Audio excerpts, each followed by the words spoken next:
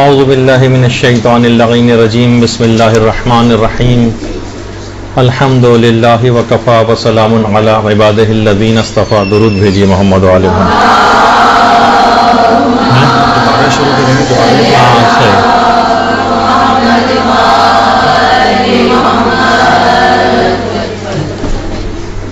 آج کل کچھ انحرافات بہت تیزی کے ساتھ پھیلائی جا رہی ہیں. اس میں ایک انحراف جس کی ابتدا ہوئی ہے اور اس کے نتائج آگے چل کر کافی زیادہ رونما ہونے کا امکان ہے اگر اس کو شروع ہی میں اس پہ بند نہ باندھا گیا. اور اخبارات، اشتہارات، شاعری، سب کے اندر ایک چیز کا بار بار تذکرہ ہو رہا ہے اور وہ ہے کہ معصومین علیہم السلام کی ولادت ہوتی ہے یا ان کا ظہور ہوتا ہے. اخبارات کے اندر اور مختلف اشتہارات میں اور مختلف اشعار میں ہر جگہ اس کا کسی بھی امام کی جو ولادت ہوتی ہے اس کو ظہور سے تعبیر کیا جا رہا ہے. جشن ظہور امام حسن اور جشن ظہور پر نور رسول خدا اور امام صادق، اور اسی طریقے سے 17 ربیع الاول کی جو ہے مناسبت سے. اس کے علاوہ ہر جگہ ہر مقام پر یہ لفظ اتنا کثرت کے ساتھ استعمال ہونے لگا ہے ائمہ کے لیے. یوم ظہور امیر المومنین 13 رجب کے حوالے سے، اور اسی طریقے سے جتنے بھی اور ائمہ ہیں.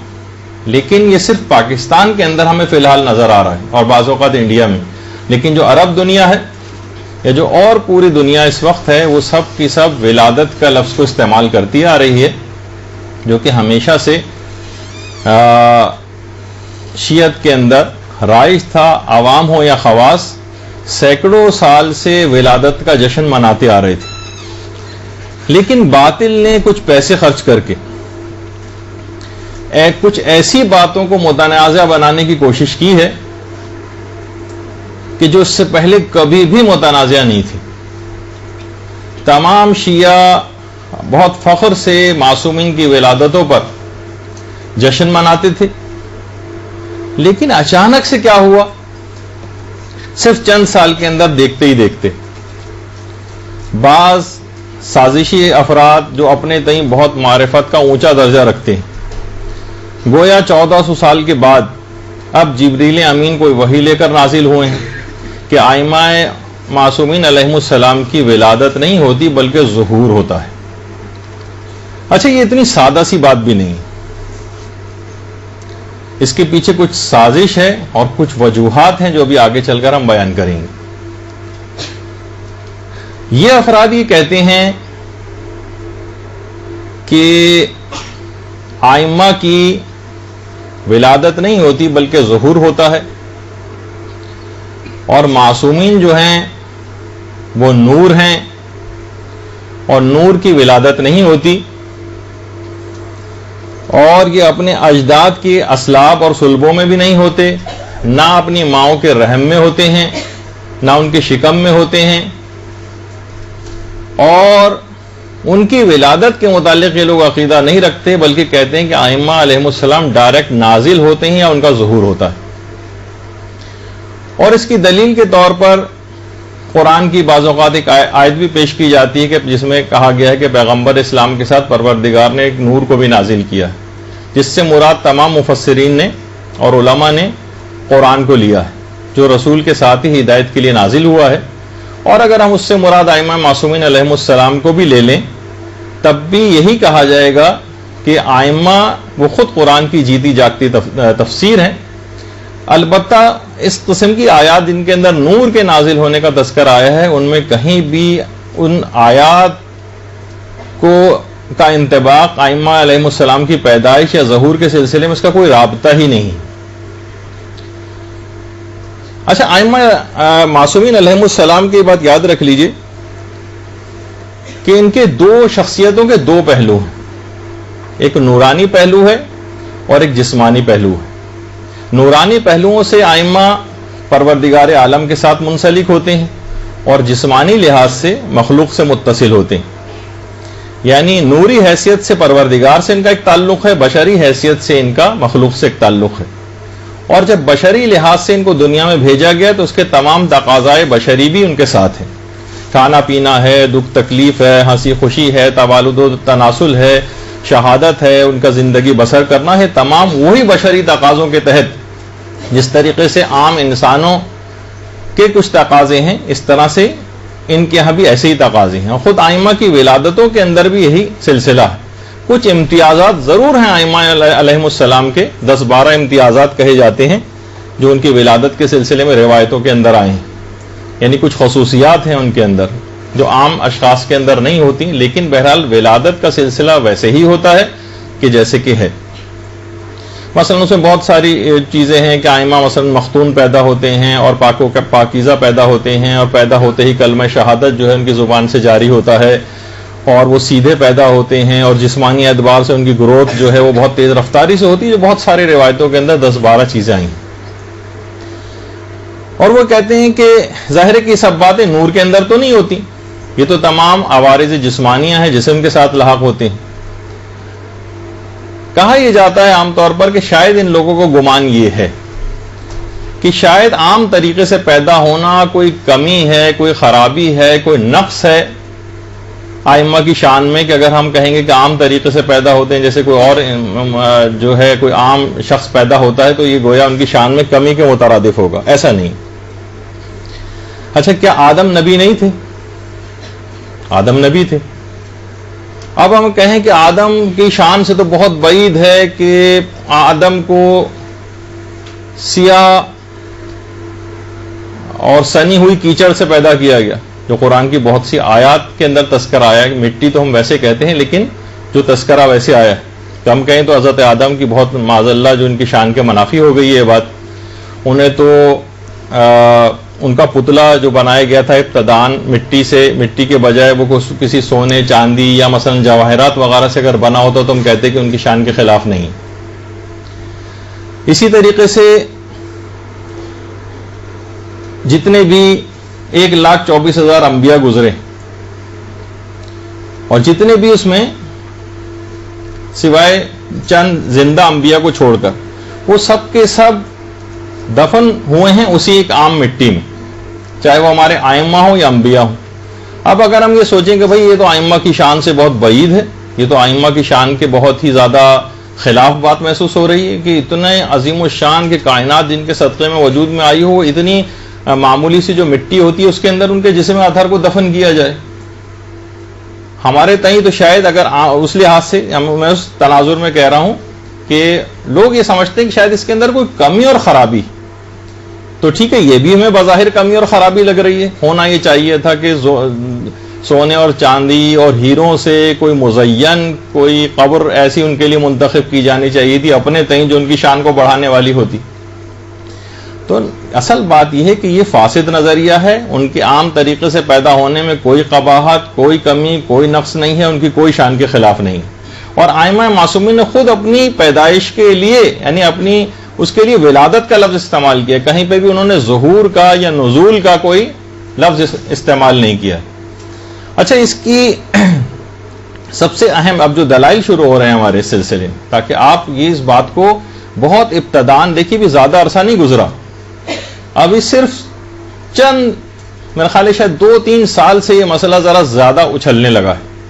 اور اگر اس پہ ابتدان بند نہیں باندھا گیا، لوگوں کو روکا نہیں گیا، تو ابھی میں جو چل کے اس کے خطرات آگے آپ کو بتانے والا ہوں کہ نظریات میں کیسی تبدیلی لوگوں کے واقع ہو جائے گی صرف 5-7 سال کے اندر، تو پھر اس پر بند باندھنا بہت مشکل ہو جائے گا. انحراف کو ہمیشہ شروع ہی میں روکنا ہوتا ہے. اصول کافی، اصول کافی کی جو دوسری جلد ہے اس میں باقاعدہ پورا ایک چیپٹر ہے جس کے اندر یعنی اس کا نام ہی ہے وہ چیپٹر جس میں ائمہ کی ولادتوں کا بیان ہے، موالید الائمہ، جس میں ائمہ کی ولادتوں کی کیفیت بیان کی گئی. اس چیپٹر کا نام ہی ہے اصول کافی میں. وہاں پہ یہ ہونا چاہیے تھا کہ ائمہ کے نزول کا چیپٹر یا آئمہ کے ظہور کا چیپٹر نہیں، ولادتوں کا چیپٹر. یہ ایک اہم چیز ہے جو آپ ان کو اس لحاظ سے بتا سکتی ہیں. اور یہ اصول کافی جو اردو ترجمہ بھی ہو گئی ہے، اور اس میں جو 92 نمبر پہ یہ فہرست ہے آپ کے سامنے، اس میں 92 نمبر کا جو پوائنٹ ہے وہ ہے آئمہ کی کیفیت ولادت. ولادت، ظہور نہیں، نزول نہیں. اچھا، اسی طرح سے آئمہ کی ولادت کی جو کیفیات بیان ہوئی ہیں، اس میں وہی 92 جو چیپٹر ہے وہ دیکھیے، وہ والا صفحہ بھی آپ کے سامنے ہے، موالد الائمہ علیہم السلام، چیپٹر نمبر 92 92. تو یہ آپ اصول کافی میں بھی جو اس نظریے کے حامل ہیں ان کو کھول کر یہ دکھا سکتی ہیں کہ یہاں پہ بھی ولادتوں کا مسئلہ جو ہے وہ بیان ہوا ہے. اچھا، اصول کافی میں اسی چیپٹر کے اندر جو سب سے پہلی حدیث، ایک بہت طویل حدیث ہے اس سلسلے میں. ابو بصیر فرماتے ہیں کہ ایک سال میں چھٹے امام جعفر صادق علیہ الصلوۃ والسلام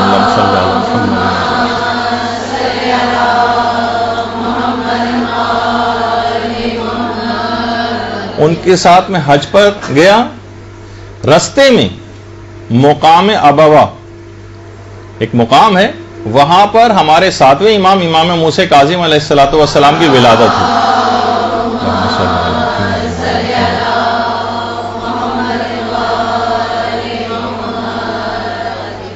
یعنی سفر حج میں چھٹے امام کے ساتھ ابو بصیر تھے، رستے میں مقام ابوا پر ہمارے ساتویں امام کی ولادت ہوئی. مقام ابوا وہی مقام ہے کہ جہاں پر ہمارے پیغمبر اسلام کی والدہ گرامی حضرت آمنہ کی قبر مبارک بھی ہے. درود بھیجیے محمد علیہ.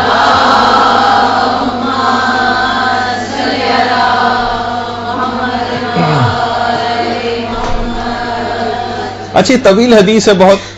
اس پوری حدیث میں ابو بصیر اور امام صادق علیہ الصلوۃ والسلام دونوں نے بار بار ولادت کا لفظ استعمال کیا، بار بار. اور کہ جب امام صادق وہاں سے پلٹ کر واپس آئے اپنے اصحاب کے پاس تو سارے لوگ مبارکباد دینے کے لیے آئے. تو پھر امام نے فرمایا کہ جب یہ مولود پیدا ہوا ہے، دیکھیے اب جملے ہیں، جب یہ مولود پیدا ہوا ہے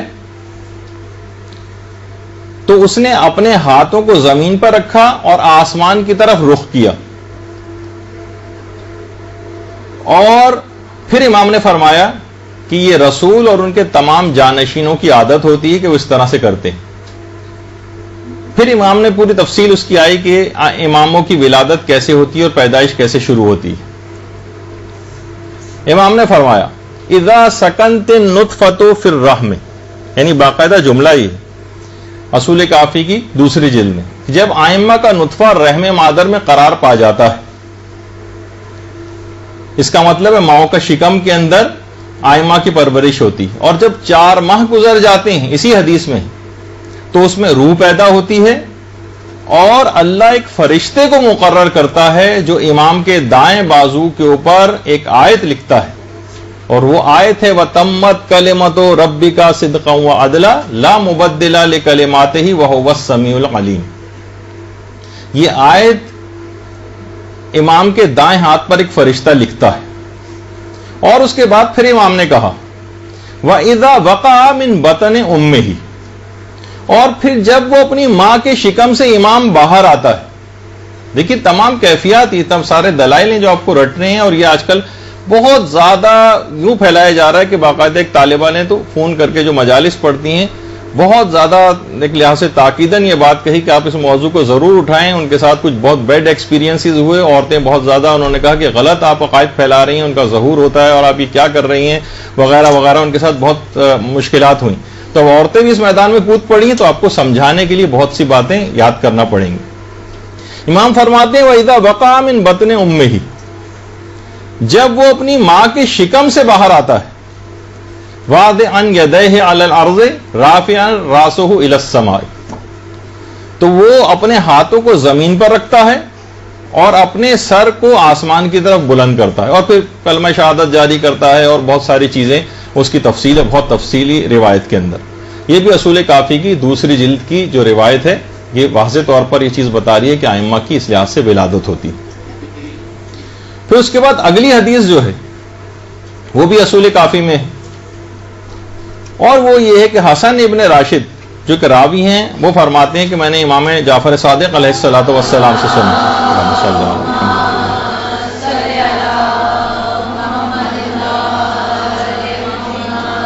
کہ اور جب امام کو پروردگار عالم کو خلق کرنا ہوتا ہے تو فرشتے کو حکم دیتا ہے کہ شربت عرش کے نیچے سے لے جا کر امام معصوم کو پلاؤ، اور پھر اسی شربت کے نتیجے میں امام معصوم کی خلقت کے اسباب جو ہے وہ فراہم ہوتے ہیں، بالکل اسی طریقے سے جس طرح پیغمبر اسلام کو بہشت کا ایک سیب دیا گیا تھا اور پھر اس کے نتیجے میں حضرت زہرا سلام اللہ علیہا کی پیدائش ہوئی تھی روایت میں۔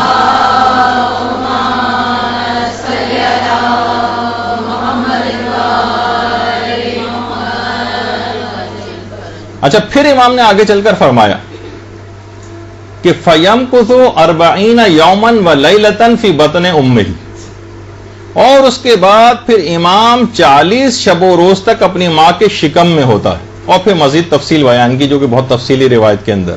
میں تو ان تمام مقامات کو صرف ٹچ کر رہا ہوں کہ نہ وہ ماؤں کے شکم میں پیدا ہوتے ہیں یہ لوگ کہتے ہیں، نہ وہ رحم مادر میں ہوتے ہیں، نہ اپنے باپ کی صلبوں میں ہوتے ہیں، بلکہ ڈائریکٹ آسمان سے ظہور کرتے ہیں، جو نظریہ پھیلایا جا رہا ہے جس کے بہت مفاسد ہیں جو بھی آگے چل کر آئیں گے۔ امام کے اپنے الفاظ کیا ہیں کہ 40 روز تک، 40 شب و روز تک فی بطن امہ، امام اپنی ماں کے پیٹ میں ہوتا ہے۔ اچھا، پھر اس کے بعد اور امام یہ کہہ رہے ہیں، اور دیکھیے کہ آج کا جو جاہل مومن ہے جسے سازشی طور پر وہ تمام باتیں کہلوائی جا رہی ہیں، اور شاذ و نادر یا کوئی ایسا اخبار کا اشتہار ہو کہ جس کے اندر اس ظہور کے لفظ کے علاوہ کوئی اور ولادت کا لفظ استعمال کیا جاتا ہو۔ اس کے بعد ایک اور روایت ہے جو زرارہ ابن آیون سے ان زرارہ ابن ابی جعفر، یعنی زرارہ ابن آیون کہتے ہیں کہ میں نے پانچویں امام محمد باقر علیہ الصلوۃ والسلام سے سنا، اللہم صلی علی محمد وعلی محمد،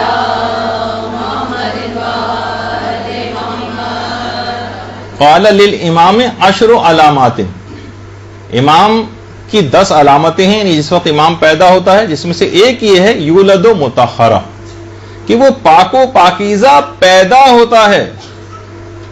دیکھیے اس کے اندر بھی پیدائش کا لفظ آ رہا ہے، وہ پاک و پاکیزہ پیدا ہوتا ہے، اور ہم جو ہیں ان کے لیے زبردستی اپنی معرفت کو بہت زیادہ وسیع اور بڑی ظاہر کرتے ہوئے کہ ہمارے تو جو معرفت ہے وہ بہت زیادہ ہے کہ ہم ان کے لیے اس قسم کے عقیدے کے قائل ہیں۔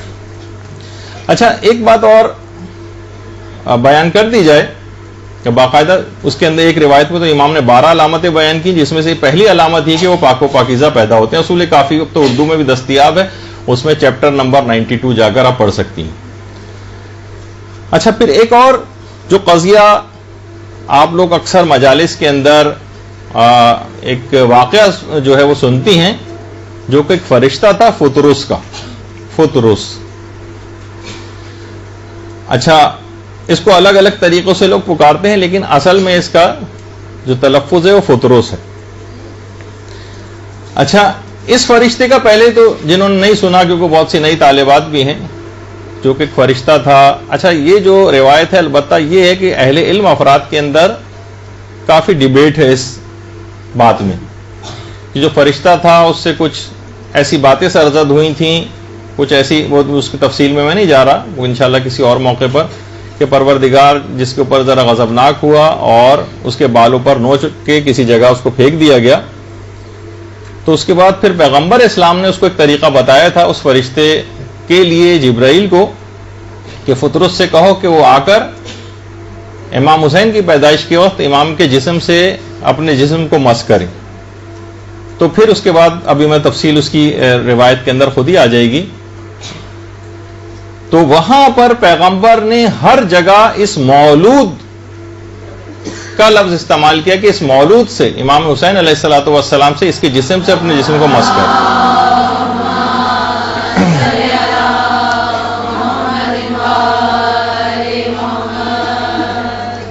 الدمعۃ الثاقبہ کی جو دوسری جلد ہے، اب تو اس کا اردو ترجمہ بھی ہو گیا ہے، اس کے اندر باقاعدہ پیغمبر نے مسکرا کر فرمایا، روایت کے اندر ہے کہ فطرس کو،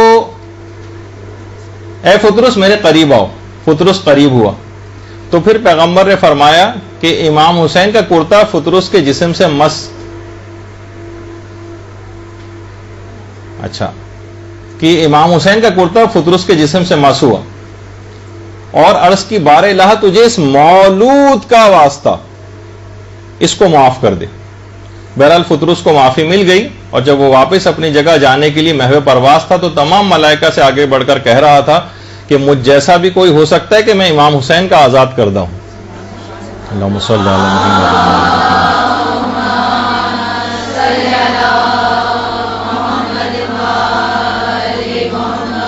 بار الہ تجھے اس پیدا ہونے والے کا واسطہ، یہ پیغمبر نے اسلام نے جملہ استعمال کیا امام حسین کے لیے. یہ نازل ہونے والے کا، ظہور کرنے والے کا نہیں کہا. تو ہم یہ نظریہ خود سے بنانے والے کون ہوتے ہیں؟ اسی طرح کنوز المعجزات جو کہ اردو ترجمہ ہے قطب راوندی کی کتاب کا، کہ اس میں بھی پیغمبر نے فرمایا کہ فطرس سے کہو کہ اس مولود کے جسم سے اپنے پر مس کرے. فطرس نے امام حسین کے جھولے سے اپنے پروں کو مس کیا، صرف جھولے سے اپنے پروں کو مس کیا. اسی وقت اللہ نے اس کے پر واپس لوٹا دی اور پھر جبریل آسمانوں کی طرف اڑ کر چلے گئے. تو اس کے اندر بھی ہے کہ اس مولود کے جسم سے اپنے جسم کو مس کرے. اور اس بات الہدات میں اور آیت اللہ مرشی نجفی نے بھی اس کے اندر کچھ جو ہے وہ تبصرے وغیرہ کیے ہیں. اس کے اندر بھی یہ فطرس کا واقعہ ہے. البتہ یہ ضرور ہے کہ اہل علم افراد کے اندر فطرس کے اس واقعے کے اندر کافی ڈیبیٹ ہے، اور جو کہ انشاءاللہ کسی اور موقع پر ہم پیش کریں گے. اور طرفین ہی کے آپس میں کافی اس سلسلے میں دلائل ہیں.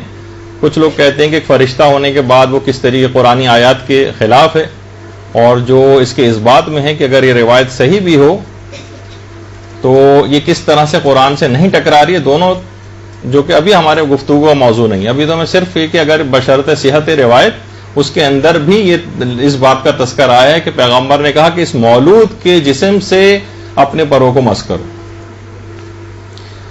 اچھا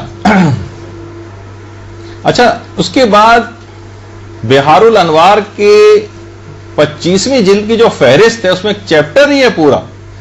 اس میں ولادتوں کا احوال، آئمہ کے انعقاد نطفہ کا احوال، اور آئمہ جب ماں کے پیٹ میں ہوتے ہیں اس وقت کی کیفیات، اور آئمہ کی ولادت کے وقت کی کیفیات، اور آئمہ کی برکات، ولادت کی برکات. اس پہ پورا چیپٹر ہے. اس پورے چیپٹر کا نام یہ جس میں جگہ جگہ ولادتوں اور رحم مادر کا تذکرہ، خود اس چیپٹر کا نام.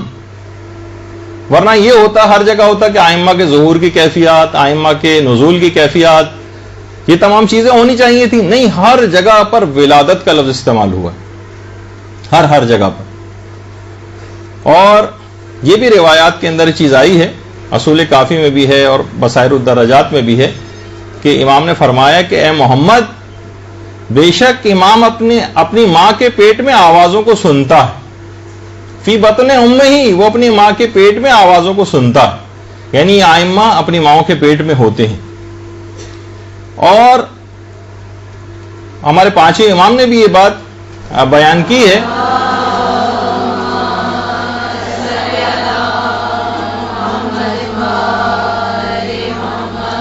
کہ اپنے امام کے متعلق بات نہ کرو. لا تتکلموا فی الامام، اپنے امام کے متعلق بات نہ کرو. امام ماں کے پیٹ میں کلام کو سنتا ہے، جبکہ وہ اس وقت شکم مادر میں بطور فیٹس یعنی جنین جس کو کہا جاتا ہے اس کے طور پر ہوتا ہے. اور پھر پروردگار عالم اس کی آنکھوں کے درمیان میں وہی آیت لکھتا ہے، وہ تمت کلمت ربک صدقا وعدلا، اور پھر اس طرح سے پوری آیت. اور باقاعدہ جو علل الشرائع کتاب ہے، علل الشرائع شیخ صدوق کی کتاب ہے، اس میں 70واں، اب تو اردو میں بھی دستیاب ہے، باب نمبر 70. اس میں بہت ساری چیزوں کے اسباب بیان کیے گئے، ایسا کیوں ہے، ایسا کیوں. اس میں 70واں جو باب ہے، چیپٹر ہے، اس کا نام ہی ہے وہ سبب جس کی بنا پر نبی اکرم صلی اللہ علیہ وآلہ وسلم نے